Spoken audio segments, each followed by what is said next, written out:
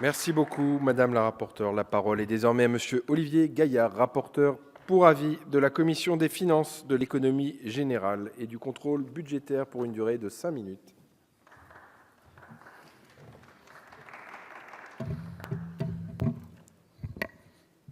Monsieur le Président, Mesdames les ministres, Mesdames et Messieurs les présidents de commission, Mesdames et Messieurs les rapporteurs, Mesdames et Messieurs les députés, chers collègues.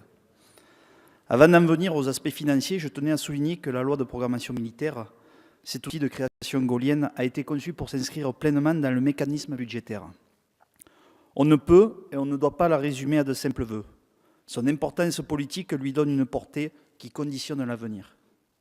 Avant d'aborder l'avenir, portons notre regard sur l'héritage des programmations et budgets antérieurs.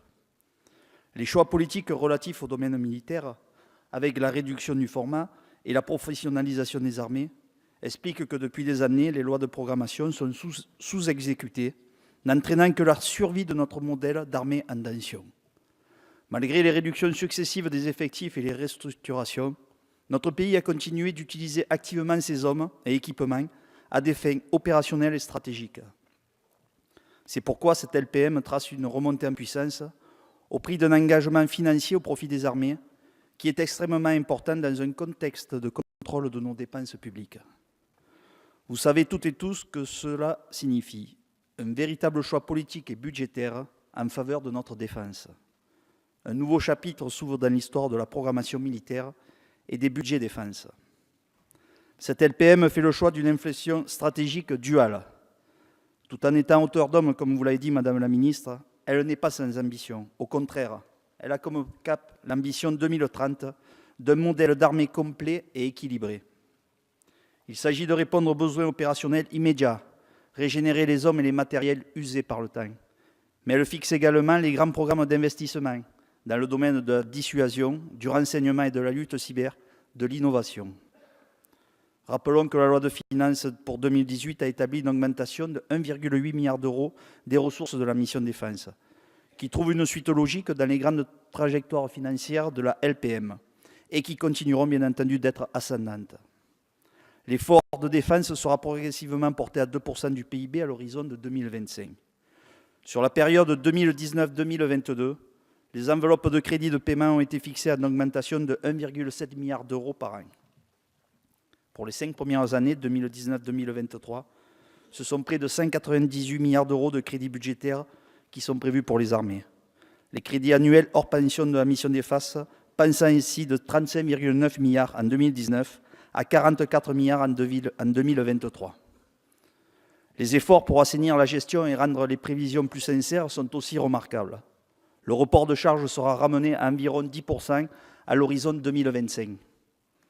Lors de la loi de programmation précédente, la dotation affectée aux opérations extérieures s'élevait à 450 millions d'euros. Le budget 2018 l'a réévalué à 650 millions. La LPM prévoit que cette dotation atteigne 850 millions en 2019, puis 1,1 milliard d'euros par an à partir de 2020. Cette LPM marque aussi une rupture avec les coupes dans les effectifs qui ont été tant mis à l'épreuve et épuisent également notre modèle d'armée. 6 000 emplois supplémentaires sont prévus sur la période 2019-2025, dont 50% consacrés à la cyberdéfense et au renseignement. Je soulignerai également l'effort notoire en faveur de l'entretien programmé du matériel. C'est 22 milliards d'euros sur 2019-2023, soit 4,4 milliards d'euros par an en moyenne, pour une programmation prévisionnelle de 35 milliards d'euros sur la période de la LPM. Cela représente un effort financier de plus de 1 milliard d'euros en moyenne par rapport à la LPM précédente. Enfin, comment ne pas saluer le soutien financier programmé en faveur de la condition de vie militaire trop longtemps négligée. 530 millions d'euros au profit des familles sur les 7 prochaines années, dont 300 millions d'euros déjà planifiés sur 2018-2022, comme vous avez pu l'annoncer lors du plan famille. La pleine satisfaction de l'objectif financier de cette programmation est bien entendu toujours suspendue à l'évolution du contexte macroéconomique et opérationnel. Il semblerait que nous entamions une année charnière après une période de crise économique et budgétaire. Cela étant, cette LPM se démarque par l'absence de paris sur des recettes exceptionnelles, incertaines, et par des prévisions plus réalistes, plus robustes, Qui peut le plus, peut le mieux, pourrait-on dire. Pourtant, une loi de programmation reste une loi de programmation, et l'on ne peut en faire une loi de finances de 6 ans.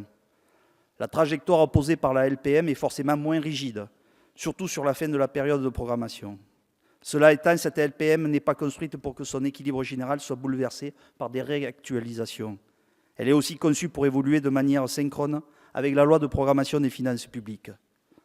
Il y a des éléments de programmation qui renvoient à des ambitions politiques dépassant le seul cadre national, la coopération européenne dans le domaine militaro-industriel. Elle sera déterminante assurément.